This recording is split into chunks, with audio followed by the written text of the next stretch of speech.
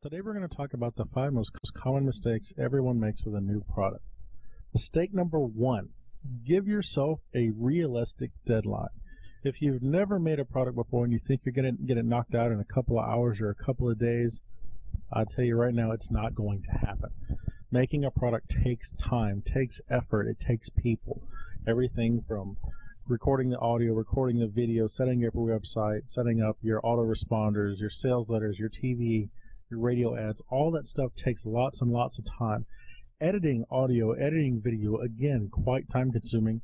And even though you might be able to get your 1-hour call recorded in a day, it might take somebody else a whole nother 4 or 5 or 6 hours to edit out all the ums and ahs and everything that needs to be removed from the content. So give yourself a realistic deadline. Make sure that when you have an idea, you can put it in place, you can take action, you can meet your deadline. A common mistake I see all the time is people saying, okay, I'm going to get this done, I'm going to do this great big joint venture, and X is going to promote it, so I have to have it ready by this date. Now, they haven't even started recording the audio, recording the video, nothing is ready to go, and their first campaign is a disaster. Why?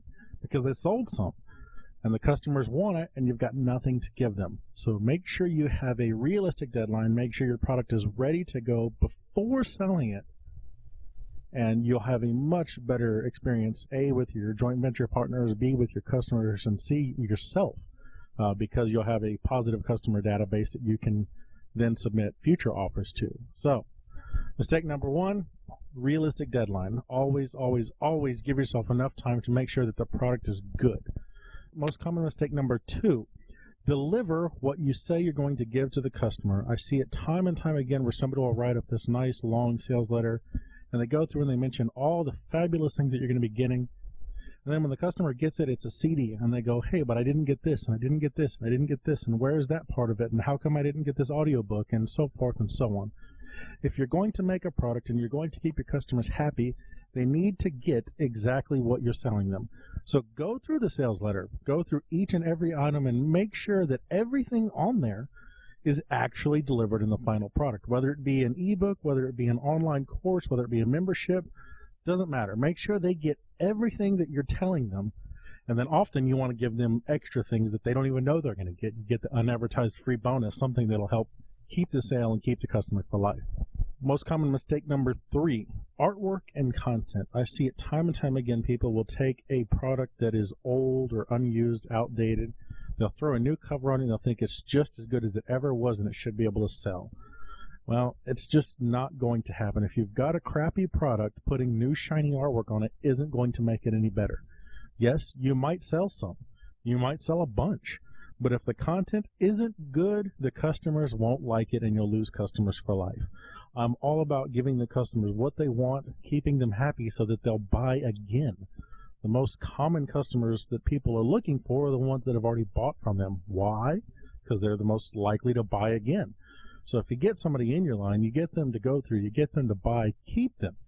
Give them what they want. Give them a good product. Give them great content. Give them everything that they're expecting so that by the time they get it and open it, it's fantastic. It's so awesome that they can't imagine not ever buying from you again.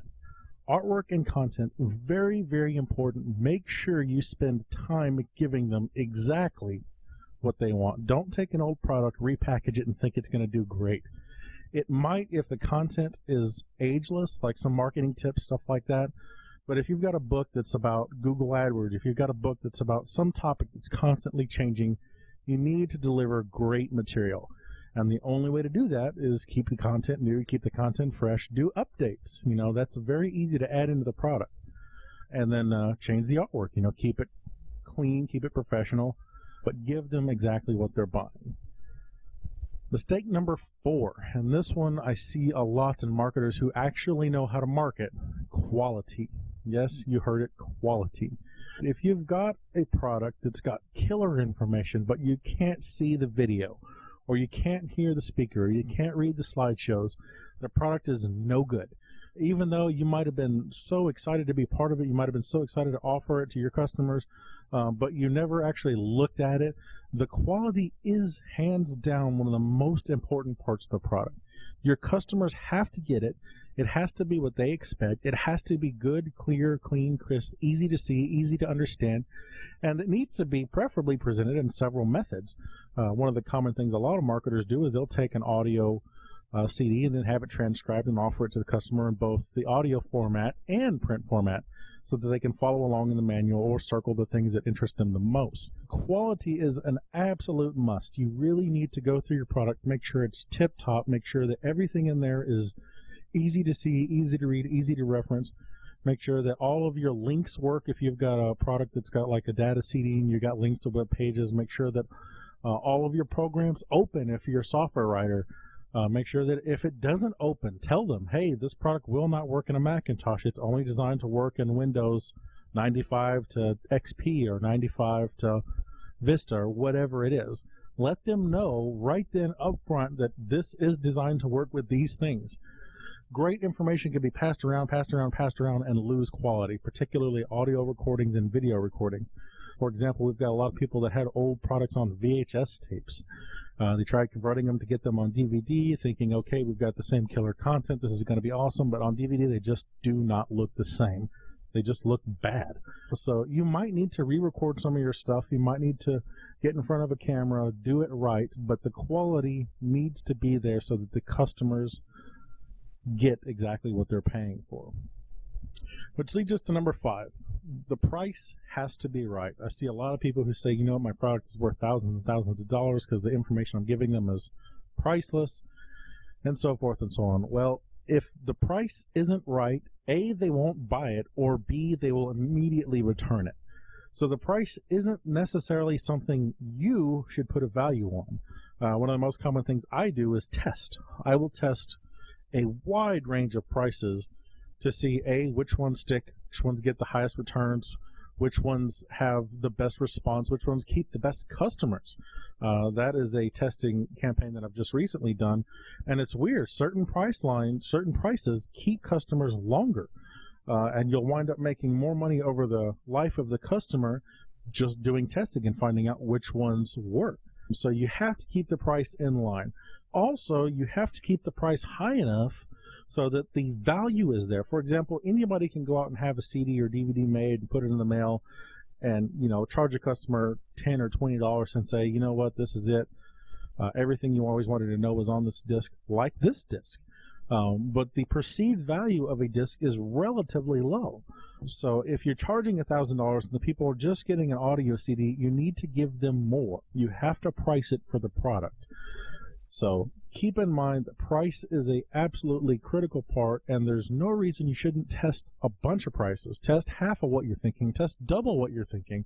You'd be surprised. And the majority of my campaigns, the higher prices usually do better than the lower prices. Test your prices ending in $37, $97, $177, $93, $99.99. You know, see what price points are most popular in your business. Go online, look at other products that are like it, and the products that are selling, you know, use their ideas, use their structure. If you're selling an ebook and everybody else in your market is selling that same ebook for $17.77 and you're going to come in there for $29 or you're going to come in there for $13, the reason they're selling that book at $17.77 is for whatever reason, that is the price that most people respond to. So make sure you price it right to get the most out of the customer, to give the customer the most, and keep that customer for a lifetime. And I'll go ahead and give you one bonus tip. Never, ever, ever sell a product that you have never seen. You always want to sell products that are in your hands. You want to sell products that you know are good for several of the reasons that are listed here. Somebody might have a really, really good product, the content is killer, but you can't hear the audio speaker. Or somebody might have something that is just old and outdated, but the sales letter is awesome. It just seems like you're getting so much, and it just sounds so fantastic that you've got to turn around and list it to your customers immediately. And then you go through it and you sell them, and you lose all the customers for life because the product is just crap. Do not ever sell a product until you've seen it. Always, always, always go through everything.